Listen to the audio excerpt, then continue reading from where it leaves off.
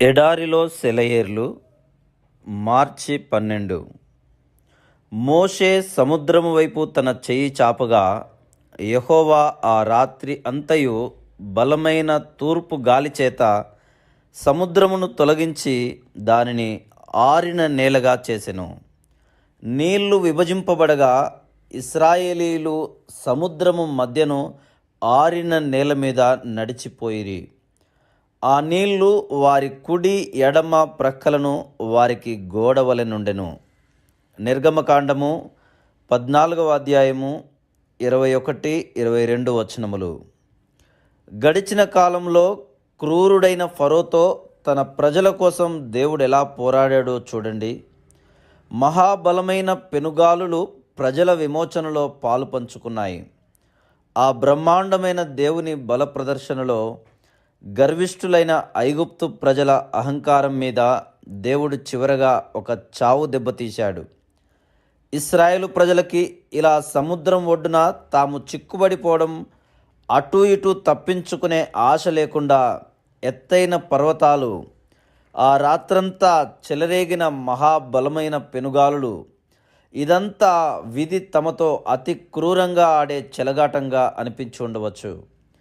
ఐగుప్తు నుండి విడిపించిన ఆ మొదటి విమోచన తమను మృత్యువు కోరలకి అప్పగించడానికే అనిపించి ఉండవచ్చు. ఆ భయోత్పాతాల మధ్య ఐగుప్తు సైన్యం వచ్చేస్తున్నారు అనే ఆక్రందనలు, శత్రువు ఉరిలో తాము చిక్కుకున్నామని వణికిపోయే వేళ ఆ గొప్ప విడుదల దొరికింది. పెనుగాలి ముందుకు దూకి ఎగిసిపడే అలల్ని ప్రక్కకి నిలబెట్టింది. ఇశ్రాయేలు జనాంగం ముందుకి దాటిపోయారు. ఆ అగాధములో దిగి నడిచిపోయారు. దేవుని వాత్సల్యం మూలంగా వాళ్ళ కోసం ఆ సముద్రపు లోతుల్లో వాళ్ళకి దారి ఏర్పడింది. అటు ఇటు స్ఫటికం లాంటి గోడలు దేవుని సన్నిధి వెలుగులో తలతలలాడుతూ నిలిచాయి. ఆ నీటి గోడలకు పైగా పెనుగాలి వీస్తూనే ఉంది. ఆ రాత్రంతా ఆ గాలి అలా నీటిని నిలబెట్టే ఉంచింది.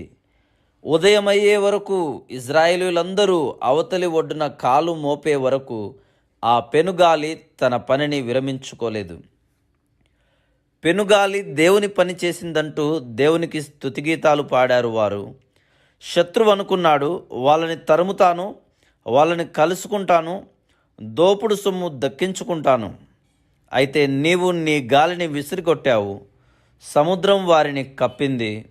వారు మహా అగాధమైన నీళ్లలో సీసంలాగా మునిగిపోయారు. ఒక రోజున దేవుని దయ వల్ల మనం కూడా స్ఫటిక సముద్రంపై నిలబడతాము. దేవుని వీణలు చేబూని దేవుని సేవకుడైన మోషే పాట పాడుతాము. పరిశుద్ధులకి రాజువైన దేవా, నీ మార్గాలు న్యాయమైనవి అంటూ గొర్రెపిల్ల పాట పాడుతాము. పెనుగాలులు మన విమోచనకి ఎలా తోడ్పడ్డాయో గుర్తు చేసుకుంటాము. ఈ విచారం నీకిప్పుడు అంతుబట్టకపోవచ్చు, కానీ తర్వాత నీకు తెలుస్తుంది. భయము, బాధలు నిండిన ఆ రాత్రిలో బెదిరించే శత్రువు ఎలా కొట్టుకుపోయాడో. ఇప్పుడైతే జరిగిన నష్టాన్నే చూస్తున్నావు, కానీ చెడుతనం నీకు సంకెళ్ళు వేయబోతుండగా ఈ నష్టం ఎలా నిన్ను కాపాడిందో తర్వాత చూస్తావు. భయంకరంగా వీచే పెనుగాలుల్ని, ఉరిమే మేఘాలను చూసి ఇప్పుడు బెదిరిపోతున్నావు.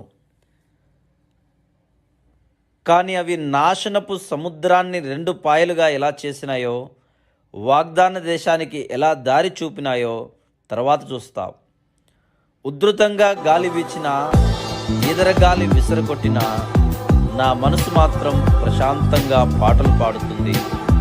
తరంగాలపై వెళ్ళేది నా దేవుడేనని, ఏ ఉపద్రవము రానే రాదని. Praise lord.